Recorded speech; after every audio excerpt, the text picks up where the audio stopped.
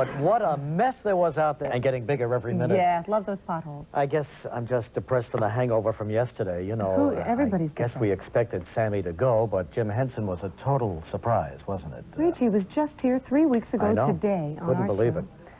And then they played those clips over and over and over, you know, and even the kids stood and watched, and they said, does this mean the end of Big Bird? I said, no, you'll be seeing Big Bird. Yeah, he'll live on forever. But I thought it was so ironic watching the special last night for Joe Raposo, the tribute to him, that would be aired the day that Jim Henson passes away. I mean, it's amazing. Anyway, the headlines post, so long Sammy, dead at 64, and the world mourns Muppet Man Jim Henson. Daily News, they touched us, and they sure did.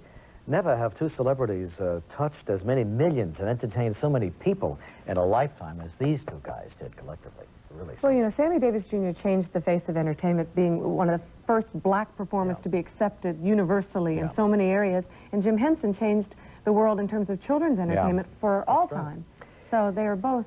And Sammy, you know, there was such electricity wherever he was, and even when he would do this show, you know, even when he wouldn't sing, I mean, just the fact that he was here it was great, wasn't it? About him. And he's always been that way. I remember him walking on the Joey Bishop show, and with George Rhodes standing there by the band, and they would just, what do you want to do tonight? Give out the name of the song, and bang, do it, and knock you dead. No rehearsal, nothing.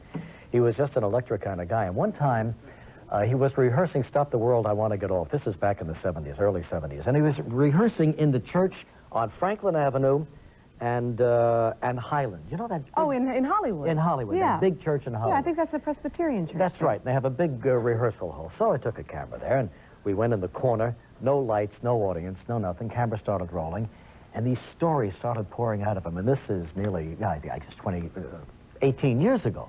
And one story after, and then he gave me all those clips that you saw last night of him dancing as a little boy.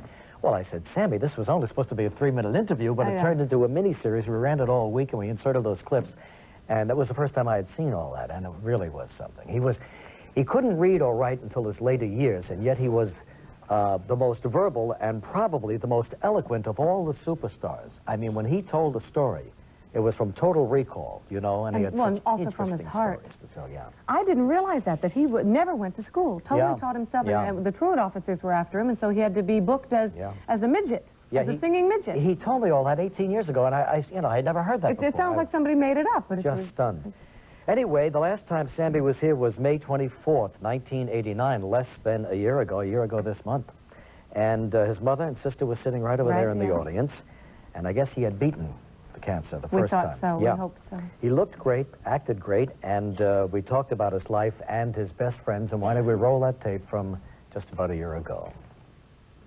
She plays quite a prominent part in the story here, of course. Yes, of course, because she was there to be supportive. And I'm a lucky man because I got a second shot at life. I got a second shot at a career.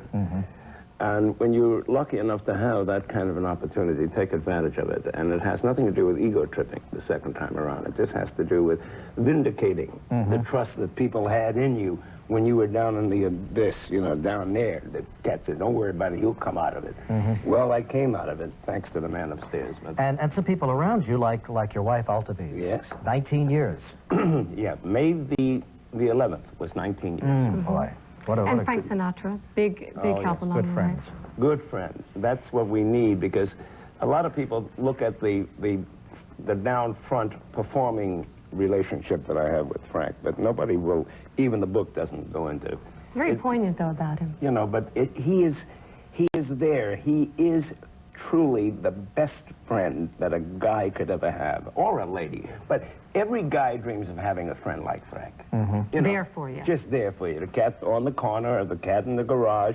If he's got one buddy that hangs in with him, that's what Frank did with me. And career-wise, his contribution to my career, you know, and the longevity of the career. And he never asked for 10%. Never asked. Absolutely terrific on that day, and anyway, it's a tremendous loss. Jim Henson, Los Angeles, canceled the rest of his New York appearances. We'll be back in June to finish those. And Sammy will be buried on Friday at Forest Lawn. And Jim, I guess the funeral arrangements haven't been set yet. I haven't heard. So anyway, all right, let's move on with our show. It is hard to, isn't it? It really is, yeah. Hard to believe Sammy Davis, I mean, indestructible, came back from so many things, you know, so full of life. Tomorrow on Live, Sean